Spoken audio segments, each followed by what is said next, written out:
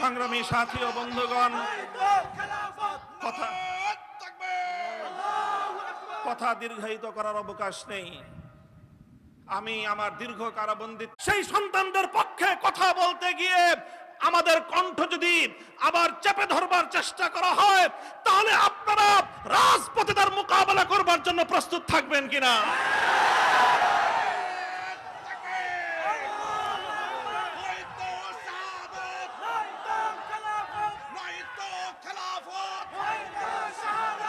সংগ্রামী সাথী ও বন্ধুগণ, কথা দীর্ঘায়িত করার অবকাশ নেই। আমি আমার ইনশাআল্লাহ আল্লাহর জমিনে আল্লাহর দ্বীনের ঝান্ডা সমুন্নত রাখতে, আল্লাহর পয়গম্বরের ইজ্জতের হেফাজত করতে, এদেশের নাস্তিক্যবাদকে রুখতে